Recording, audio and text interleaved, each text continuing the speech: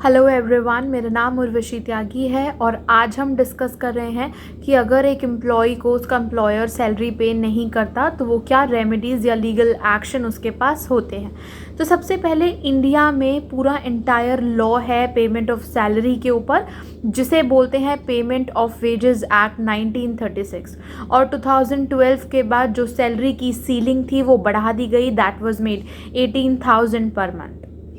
अब ये payment of wages act कहता क्या है? इसका सेक्शन 4 अगर हम देखें तो वो बात करता है फिक्सेशन ऑफ वेज की, वेज को फिक्स करने की, जिसमें ये भी कहा गया है कि जो वेज का टाइम पीरियड है वो 1 मंथ होना चाहिए, 1 महीने में वेज प्रोवाइड होनी चाहिए और 1 मंथ से ज़्यादा वो एक्सटेंड नहीं करना चाहिए।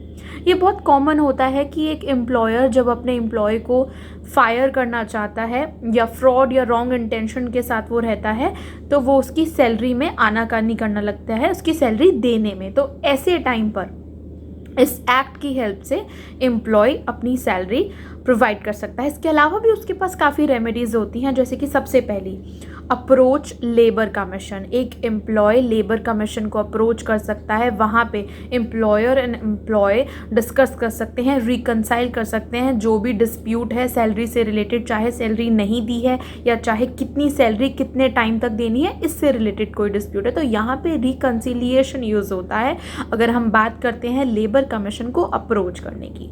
उसके बाद आता है इंडस्ट्रियल डिस्प्यूट एक्ट। तो इंडस्ट्रियल डिस्प्यूट एक्ट 1947 के अंडर सेक्शन 33 क्लॉज सी के अंडर भी एक एम्प्लॉय सूट कर सकता है फाइल को और एम्प्लॉयर से अपनी सैलरी पा सकता है। इसके बाद एक टॉपिक आता है लेबर कोड टाइमलाइन, जिसमें ये मेंशन होता है कि एक लेबर कोड को अगर उसके पास कोई केस आता है तो उसे वो डिसाइड करना है 3 महीने के अंदर, और अगर ऐसा नहीं होता है, टाइम पीरियड एक्सटेंड होता है, तो प्रिसाइडिंग ऑफिसर को अपना रीज़न राइटिंग में रिकॉर्ड करके मेंशन करना होगा और उसके बाद ही वो 3 महीने का टाइम पीरियड एक्सटेंड होगा। अदरवाइज नॉर्मल कंडीशन में अगर कोई भी डिस्प्यूट एम्प्लॉयर और एम्प्लॉय के बीच में लेबर कोर्ट जाता है तो वो 3 महीने के अंदर कोर्ट को डिसाइड करना होता है। अब एक क्वेश्चन ये उठता है कि एम्प्लॉय अगर फ्रॉडुलेंट या डिसऑनेस्ट इंटेंशन से वेजेस नहीं देती तो क्या हो सकता है? तो इसमें आता है कंपनीज एक्ट 2013 पिक्चर में, और इसी एक्ट का सेक्शन 447 पनिशमेंट प्रोवाइड कर सकता है ऐसे एम्प्लॉयर्स को जो अपनी एम्प्लॉय को सैलरी नहीं देते या फ्रॉडुलेंट इंटेंशन के साथ या डिसऑनेस्ट इंटेंशन के साथ उनकी सैलरी मार लेते हैं या आनाकानी करते हैं देने में। इसमें है कम से कम 6 महीने की सज़ा, जो कि एक्सटेंड हो सकती है 10 साल तक। ऐसे एम्प्लॉयर को ये सज़ा मिलती है जो सैलरी प्रोवाइड करने में प्रॉब्लम कर रहा है, फ्रॉडुलेंट इंटेंशन के साथ, डिसऑनेस्ट इंटेंशन के साथ सैलरी दे नहीं रहा है। अब हम देखेंगे अनपेड सैलरी को रिकवर करने के स्टेप। तो सबसे पहला आता है कि एक एम्प्लॉय नोटिस सेंड कर सकता है, एक लीगल नोटिस सेंड कर सकता है एक क्रेडिबल लॉयर की हेल्प से।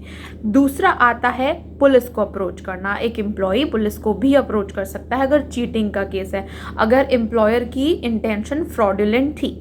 उसके बाद आता है कि अगर क्रिमिनल कोड भी ऑप्शन नहीं है तो एक एम्प्लॉय समरी सूट कर सकता है। तो यहाँ पर हमने देखा कि कैसे अलग अलग ऑप्शन एक एम्प्लॉय ले सकता है, चाहे वो कमीशन को अप्रोच करे, लेबर कमीशन को अप्रोच करे, चाहे वो फाइल सूट करे, अगर फ्रॉडुलेंट है एम्प्लॉयर की इंटेंशन तो वो क्रिमिनल केस में भी जा सकता है।